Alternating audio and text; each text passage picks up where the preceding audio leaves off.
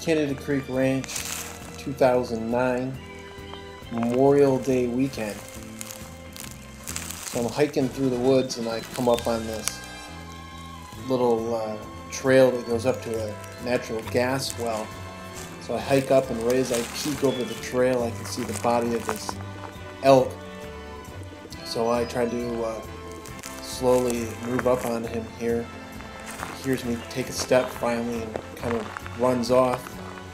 See, the trail's just got some brand new grass growing in the middle of it, rocks on either side, and some leaves, so I'm trying to step lightly so as to not scare the elk while still trying to keep the video camera fairly close on him.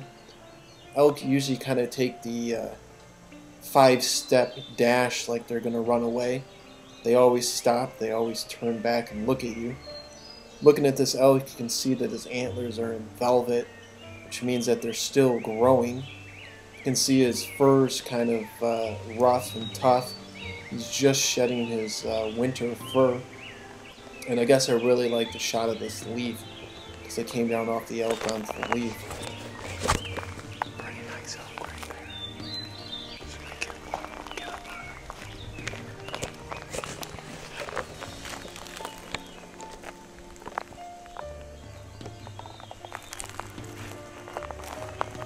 So I'm walking slowly, trying to keep my head down as not to intimidate the animal. Hopefully he doesn't walk off any further than that. Don't want to step on any branches, make any snaps, so I'm kind of on my tippy toes, one foot over the other. Also trying to keep the camera in somewhat filming position. It's not very easy. I'm going to leave this running in real time so you can see that I actually am walking up on this animal, and I'm not using any fancy cut shots or walking and then filming later in some zoo. So alright, here we go. Hopefully we can walk up here and crest the top of this hill.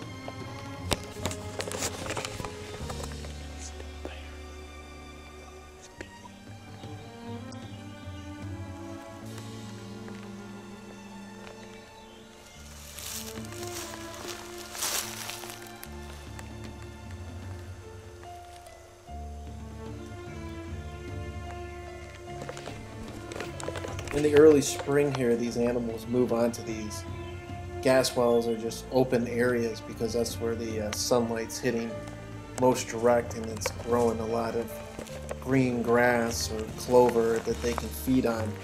So they'll spend their days and nights in the woods, and then in the evenings around 5 o'clock or so, they'll come out onto these grasslands to feed.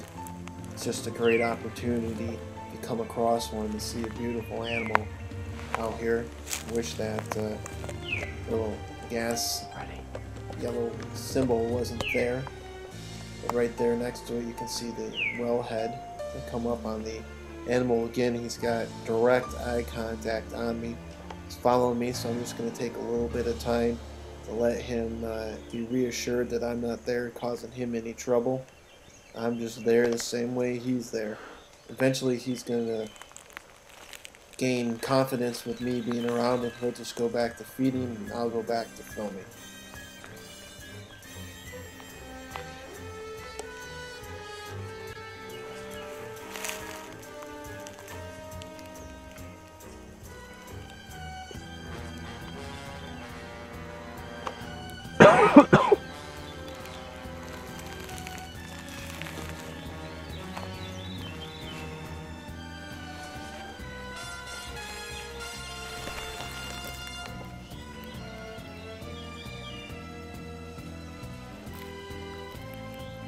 So I'm standing here filming, I hear a snap or a crack in the woods, and I spin the camera over there, all of a sudden hear it sounds like an elk kind of coming from the woods to where we are, and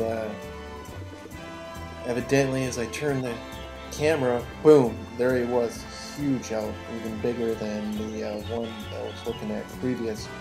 He just walked right out, didn't even seem to care that I was there.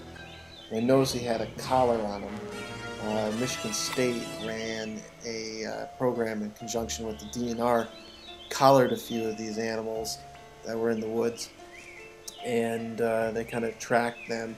Some of those collars still remain on the animals. They're built so eventually they'll just fall right off. This one doesn't seem to have fallen off yet. You can see how mangled the fur is as their winter coat's coming on, and the new coat underneath is still developing. You can really see the antlers and how they're velvet. They're still sprouting, kind of grow like a fingernail. And the difference between antlers and horns is that horns are permanent to an animal. So a Texas Longhorn always has those horns, whereas an antler falls off. These will fall off in, we'll say, March, April area. So then they'll start growing again in early May, late May.